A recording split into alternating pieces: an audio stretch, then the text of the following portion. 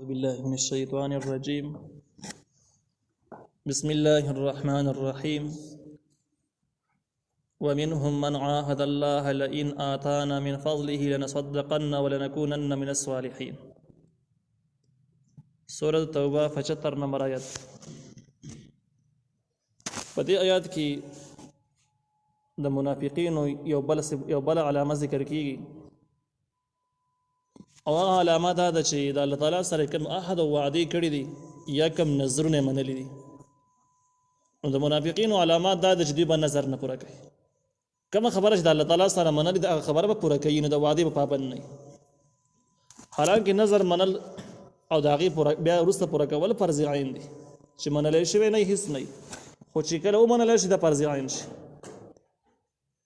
دویم د الله تعالی څخه چې نورې کومې وعدې انسان کړي ځان باندې لازمي کړي، نو هغه عملي کول فرض عین دي، او دا نه پوره کول دا د منافقینو علامه ده. الله تعالی وایي ومنهم بعضې د دوی نه من هغه څوک دي عاهد الله چې وعدې کړي د الله تعالی سره، لئن آتانا که راکو الله تعالی مونږ ته من فضله د خپل فضل نه لنصدقن موږ به خامخا صدقې کوو ولنکونن من الصالحین موږ به شو د نیکانو خلکو نه. یعنې که الله مونږ ته ډېر مال راکړو نو الله تعالی په لار کې به ته ډېر مال خرج کوو، او موږ به نیکان خلک یو. نیکان خلک چې عام د مخلوق څنګه حقونه ادا کوي داسې حقونه به موږ هم ادا کوو. د دې آیات مبارکې شان نزول مبارک مفسرینو لیکلي دي، لکه تفسیر ابن جریر، ابن مردویه، دغه شان د امام بیهقي رحمه الله او نور ډېر مفسرینو مشهور مفسرینو لیکلي دي چې د دې شان نزول چې کوم دی نو ثعلبه بن حاتب یو کس دی د انصارونه، دا آیت د هغې باره کې نازل شوی دی. اگر چې د دې حکم عام دی د قیامته پورې، لیکن اولنی د نزول وجه یې دغه سړی ګرځېدلی دی. ثعلبه چې کوم دی دا مدینه منوره کې یو سړی اوسېدو، او دا نبی علیه السلام ته راغی، بظاهره من د اسلام اظهار یې کړی چې زه مسلمان یم. ثعلبه ابن حاتب یو په بدري صحابه کرامو کې هم دی، دا هغه نه دی، دا بل دی. نو په دې وجه باندې کوم علماو کوم خلکو چې په دې اعتراض کړل دا واقع ضعیفه ده، لکه ابن الاثیر ابن عبدالبر چې دا واقع ضعیفه ده ځکه دا بدري سړی دی. نو دا خبره صحیح ځکه نه ده چې دا هغه ثعلبه نه، دا بل ثعلبه دی. نو دا ثعلبه مدینه منوره کې اوسېده، نبی علیه السلام ته راغی او ورته یې وویل ډېر غریب یم، الله تعالی نه زما دپاره سوال وکړي چې ما مالداره کړي، ډېر مال لګي.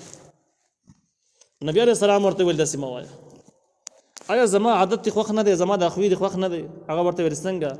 ویل الله تعالی ما ته پول اختیار راکړی دی چې د مدینې غرونه که زه وغواړم د دې نه به سره زر جوړ شي، او دا به زما سره سم ګرځي هم، چې چېرته زه غواړم هلته به راسه ګرځم، خو لیکن زه دا نه خوښوم، او زه غربت خوښوم او دا زه نه خوښوم. نو تاله داسې نه ته پکار. دی غلی شو او لاړ، دوباره بیا راغی او نبی علیه السلام ته دوباره دغه مطالبه بیا وکړله. نبی علیه السلام ته یې سره دا هم وویل چې ما ته مال میلاو شو نو ته بیا ګوره چې د الله تعالی په لار کې څومره خرچې کوم، غریبانانو سره څومره مرسته کوم، دا زما فریضه ده، دا به زه کوم، خو زه غریب یم، وس مې نه کېږي. نبی علیه السلام د ده لپاره سوال وکړو، سوال یې ورله وکړو چې الله تعالی دې کس له ډېر مال ورکړه، ځکه دی غواړي خوښ یې دی، بس ور یې کوله. د ثعلبه باره کې دا دعا په دې انداز باندې قبوله شوه چې د ده بیزي وي، دا بیزي په ډېر په تیزۍ باندې په ډېرېدو شوي، مسلسل به دې بچي کول او ډېرېدې به مسلسل خرابېدې بالکل نه. د مدینه منوره کې اوسېده، په لږ وخت کې دا بیزي دومره ډېرې شوې چې مدینه کې د رامنې کولی نه شوې، هلته یې زګي نه بیا نه و د اوسېدلو دپاره، د سره ولو دپاره. د مدینې نه بهر لاړ، د مدینې نه به دومره فاصله باندې اوسېده، خپلې بیزي به سره ولې چې صرف ماسپښین مانځه او مازدیګر مانځله مسجد نبي ته راتلی شو، نبي علیه السلام پسې لمونځ کولی شو، باقي لمونځونو کې نشه راتلی، فاصله ډېره وه. بیا دا مال نور هم ډېر شو، دغه زګي نه یې هم پرېښود، ښه پسې لرې وته، دومره لرې وته چې دا صرف جمعې مانځله به راتلی شو، نور منځونو ته به راتلی نه شو، 5 منځونو ته به نشه راتلی. بیا د هغې نه وروسته دا مال نور هم پسې ډېر شو او دومره لرې لاړ چې د جمعې مانځله هم نشه راتلی، مکمل ورک شو. نبی علیه السلام یو ورځ په محفل کې تپوس وکړه چې ثعلبه بیخي نه ښکاري چې چېرته به تلی. یو کس ورته قصه بیان کړه چې دغه مال دومره ډېر شوی دی چې اوس په نږدې علاقو کې دغه ګزاره نه کېږي، ډېر لرې تلی دی، یو شړه کې اوسېږي او هلته خپل صحابي سره نبی علیه السلام درې پرې د الفاظ ویل چې ویح ثعلبه، په ثعلبه باندې افسوس دی، او دا الفاظ یې درې پرې تکرار کړو. شکسته چې خرابېدو ته روان شو، اوس ګمراه کېږي. د مال په فتنه کې اخته شو، د مال د فتنې هغه صلاحیت په ده کې موجود نه و. دې ورځو کې په دې نږدې ورځو کې الله تعالی د زکات آیاتونه نازل کړو چې خذ من اموالهم صدقه، د مسلمانانو نه زکات راغونډ. نو په دغه طریقه به څاروو کې خو هم زکات وي. کوم څاروي چې بغرونو کې سرولی کېږي او هغې باندې خرچه نه راځي، د کال اکثري حصه په هغې باندې خرچه نه کېږي، اگر که کم ټایم کې به خرچه وم شي. دغه د صایمه زناور وایي په دې باندې په باقاعده زکات او د زکات خپل اصول. نبی علیه السلام د زکات تفصیلي لسټونه جوړ کړل چې په د غواګانو به داسې نصاب دي کې به دومره کېږي، په بیزو کې به دومره وي. دغه شان د کې ټول څاروو هغه لسټونه تیار کړل کوم چې شرعي اصولو. دا یو دو صحابه کرامو ته حواله کړل دا ویسئ او د مسلمانانو د مالونو نه زکاتونه راټول کړئ، څاروو نه زکاتونه راټول کړئ. په دې خط کې ثعلبه ته خاص کر وښود چې ثعلبه پسې لاړ شو، دغه نه زکات راوړه. او یو بل کس دی د بنو سلیم قبیلې سره تعلق دی چې سلیما د هغه کس نوم دی. دی ورته هم وښود چې دا کس هم شړې ته تللی دی، مال ساتي، د پسې هم لاړ شي، دنه به هم زکات والی. نور مسلمانان چې څومره دغه علاقو کې دي زکاتونه څاروي ساتي، زکاتونه یې مالونو کې شته، زکاتونه ترې راغونډ کړي. دغه عاملین د زکات چې کوم دي دوی لاړو. اول ثعلبه ته ورغلل. ثعلبه ته یې غونډه قصه وکړه چې الله تعالی په قرآن کې زکات باره کې آیت نازل کو، په تا باندې زکات کېږي. او لسټونه پسې راواغېستل چې دا لسټونه دي په دې اصولو باندې به تا نه دومره زکات موږ اخلو، په دې مقدار باندې ستا بیزې به شمارلی کېږي، په دونه مقدار به متواله کړي. او دا د الله تعالی شرعي حکم دی او نبي علیه السلام تا ته رالیږلي وو. نورو صحابو ته هم به خو تا ته اول راغلي وو. نو ثعلبه ورته سمدستي وویل چې دا خو عجیبه خبره ده، تا لسټونه ته ما ته وښیه. لسټونه چې وکتل ویل دا خو ټیکس شو، د دې خو مطلب دا دی ته مسلمان نه ټیکس به ورکړي. د نبي علیه السلام د قرآن بصریح آیات باندې اعتراض وکړو او د زکات نه سوچه انکار وکړو چې زکات په موږ باندې نشته.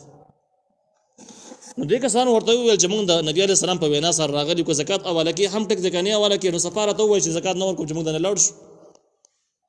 ده ورته ویل تاسو لاړ شئ، نورو صحابو سره میلاو شئ، چې هغو کله زکات درکړه ما پسې به بېرته راشئ، بیا به زما سره میلاو شئ، زه به ته بیا خبره وکړم. نو دا کسان لاړو. د بنو سلیم قبیلې چې کوم کس یې ورته ښودلی او سلیما په نوم باندې د هغه سره میلاو شو، هغه ته یې لسټونه وښودل چې دا لسټونه نبي علیه السلام راکړي دي، موږ راغلي یو په زکات پسې. نو دې کس ورته وویل، دا ډېر خوشحاله شو، ورته یې وویل چې ښه په ما پسې نبي علیه السلام رالیږلي یئ، دا مال خو د الله تعالی د دین او د پیغمبر نه قربان دی، راشئ څومره مقدار باندې څاروي کېږي. هغو لسټونه چې ورکړل لسټونه وکتل. نو په دغه کې چې کوم زکات به ده باندې راته د زکات راغونډولو دپاره سلیما چې کوم دی نو په څاروو کې وګرځېدو او بهترین څاروي د راغونډه زکات لپاره. دغه عاملینو د زکات ورته وویل چې موږ خو داسې ښه څاروي نشو بوتلی، موږ ته نبي علیه السلام ویلي زکات کې به ښه څاروي هم نه رانیسئ، کوم چې راټولو نه ښایي، ډېر بېکاره به دې هم نه رانیسئ، درمیانه انداز به ترې رانیسئ، موږ له درمیانه څاروي وګوره. نو سلیمان رضی الله عنه ورته وویل چې دا څاروي مې په خپل شوق رانیولي دي، داسې نه ده چې تاسو رانه په زور نیولي، زه په دې سخت خوشحاله یم تاسې زما نه قبول کړئ او دا زما نه قبول کړئ. صحابه کرامو دغه څاروي را روان کړل، نورو نه هم زکاتونه راغونډ کړل. سلیمان په ثعلبه پسې بېرته راغی. ثعلبه ته چې کله خبره وکړه نو هغه انکار وکړ چې زه ټیکس نشم ورکولی او بس زه مسلمان یم، دغه زکات په نوم باندې تاسو کوم څه غونډوئ دې ته زه جوړ نه یم. هغې ورته ویل ټیک دی بس مه یې راکوه. دا عاملین د زکات چې کله مدینې منورې ته راورسېدل، نبي علیه السلام مسجد نبي کې موجود و، صحابه کرامو هغه څاروي نبي علیه السلام ته حواله کړل او ورسره یې هغه لسټونه هم حواله کړل. نو په دې ټایم کې نبي علیه السلام د ثعلبه باره کې تپوس وکړو چې ثعلبه څنګه چلو. صحابه کرامو تفصیلي قصه وکړه چې انکار یې وکړ، زکات یې حواله نه کړو. نبي علیه السلام درې پیرې داسې بیا وویل یا ویح ثعلبه، یا ټکې ورسره سیوا کړو چې ډېر افسوس دی په ثعلبه باندې، ثعلبه برباد شو، د فرض حکم نه انکار وکړو، د پیغمبر په وینا باندې اعتراض وکړو، دا ویل برباد دی. او دا الفاظ یې درې پیرې وویل او ډېر افسوس یې اظهار یې پرې وکړو چې دی خراب شو. په دې محفل کې د ثعلبه ځینې خپلوان ناست، نږدې رشته داران به د محفل کې ناست وو، هغې کې یو کس پاڅېدو، اس ته وښودو او په ثعلبه پسې لاړ. ثعلبه ته یې وویل چې د الله بنده ستا باره کې قرآن کې آیتونه نازل شو، نبي علیه السلام ستا باره کې ډېر افسوس اظهار وکړ چې ثعلبه هلاک دی، په ده باندې د افسوس یي، ته را زکات ولې نه والا کوې، په دومره مال کې ته زکات نشې والا کولی. ثعلبه پښیمانه شو، یا پښیمانه شو او یا د خلکو نه شرمېدو. نو د بدنامۍ د ختمولو په خاطر باندې د څاروي را روان کړه، مدینې منورې ته راوستو. نبي علیه السلام ته یې ویل زکات زما نه قبول کړه. نبي علیه السلام ویل نه قبولوم دنه، زه الله منې کړم چې دنه به زکات نه اخلي او دا بېرته بوځي. د ډېر مینت وکړو، نبي علیه السلام وانخیست. څاروي چې واپس بوتله نو لږې ورځې بعد نبي علیه السلام وفات شو. او دا صحابي د صفات شو. بیا چې کله ابوبکر صدیق رضی الله عنه خلیفہ شو نو دې کس د صحابي بیا راوست او ابوبکر صدیق رضی الله عنه ته ویل چې صحابي زمانه زکات قبول کړه. ابوبکر صدیق رضی الله عنه ورته ویل هغه صحابي چې د الله پیغمبر نه قبول کړي زه به څنګه قبول کړم، زه دا غنه لوی نه یم. هغه ته الله حکم کړی چې مې قبل ولې حاضر د قبلولو بنئ زه نشم قبل ولې بیرته بوزه. دې کس بیا بوت چې بیا بوتلو د عمر فاروق رضی الله عنه په زمانه کې بیا راغی هغه هم قبول نکړ چې زمانه مخکې نبی عليه السلام نه قبول کړي، ابوبکر صدیق رضی الله عنه نه قبول کړي چې د مسلمانانو اولنې خلیفہ رضی څنګه قبول کړم دا بیرته بوزه. دې بیا لاړ د عثمان رضی الله عنه په زمانه کې بیا راوست نور هغه زکات بیا راوړو لیکن عثمان رضی الله عنه هم قبول نکړ او د عثمان رضی الله عنه په خلافت کې د سړی او پات شو دنیا نه رخصت شو. نو دا آیاتونه چې کوم دي د صحابه باره کې نازل شوي دي او دغه شان د شان نزول له نور حکم عام دي د قیامت پورې. حاصل دا چې کم کس نظر ومني او به نه پوره کوي دا د منافقت غټه نښه ده او بیا نظر په دې نیت مني ومني چې نه پوره کو او بیا وروسته پوره هم نکي نو دې کس باندې الله تعالی د عذاب راولي چې توبې توفیق به هم نصیب نشي لکه صحابه نصیب نشو. نو الله تعالی فلما آتاهم هر کله چې ورکو الله تعالی من فضل د خپل فضل نه یعنی مال ولا ورکو بخیلو به نو بخلی وکړه بده کې زکات نه منکر شو وتولوا او دی وګرځید او هم معرضون او دی مخ اړون کې دي یعنی نافرمانی د مخ نه د دوی عادت ته دی اول ځل نه دی مخ نه دا کار کاوه. نو چې کله د دوی دا جرم دسیو چې نافرمانی عادت ته او چې کله یو خبره کوي یو نظر من یو وعده کوي د الله تعالی مبارک کوي نو پوره کوي پوره کول نیت هم نشته دی د دې کسانو مبارک الله وی فاعقبهم الله تعالی په بدله کې را پیدا کو دوی لرا نفاقا دس منافقت فی قلوبهم جاغره دوی پزرونو کې وو الی یوم یلقونه تر هغه ورځ پورې چې هغه دوی ملاقات کې د الله تعالی سره یعنی پزرونو کې الله تعالی دس منافقت ولرا پیدا کو دوی د غټو جرایم په وجه باندې چې دغه منافقت به دوی سبب پزرونو کې د مرګ د وخت پورې توبه به نصیب کې نشي.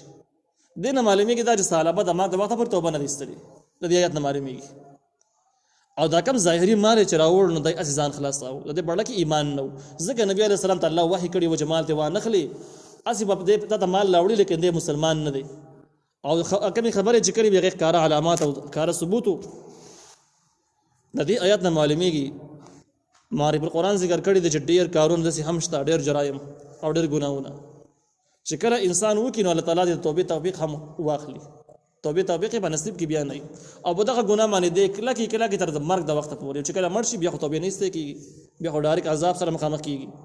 نو په ګناونو کې داسې ګناونه شته نو دغه ګناونو کې یو دا دی چې سړی نظر مني او دغه نظر د منلو نه وروسته پوره کوي نه او چې کله مني نه په هغه ټیم کې د پوره کولو نیت یې ورسره هم نه دا بیماری چې بچا کې مې دغه خلک په خطبه الله تعالی داسې عذاب ورکړي چې د دین نه به د زړه تور شي د مرګ د وخت پورې به توبه په نصیب نشي.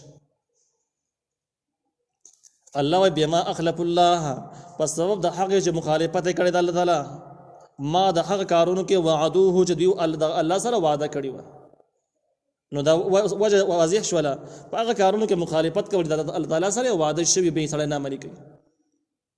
وبما كانوا يكذبون او په سبب د هغه چې دوی دروغ وایي. عربی ګرامر اصول دا چې کله کانو یا کان په پیری مستقبل باندې داخل شي نو په جمله کې په معنا کې استمرار او دوام پیدا کیږي. نو معنا یې د څه د جواب ما كانوا يكذبون په سبب د هغه چې همیشه دروغ وایي د همیشه ټکی د ګرامر د اصول نه معلومیږي. نو دا سزا د همیشه دروغجنو ده. نو کله کله دروغ ویل ګناه ده لیکن دغه سزا نه ده. مستقل دروغ ویل نو دغه سزا ده.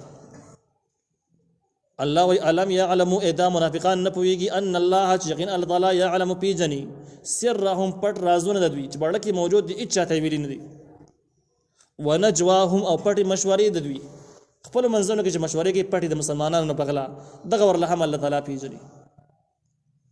دی آیات کې هم د منافقین علامات دي او هم زجر د منافقانو د پاره چې منافقین څومره بے شعور او بے وقوف خلک او د دوی چې کم کار کوي د مسلمانانو بغلا باندې کم پروګرامونه جوړي د یو خیارتیا غني چالاکی غني لیکن حقیقت دا د جدار انتهایی بے وقوف کم عقل خلک دي.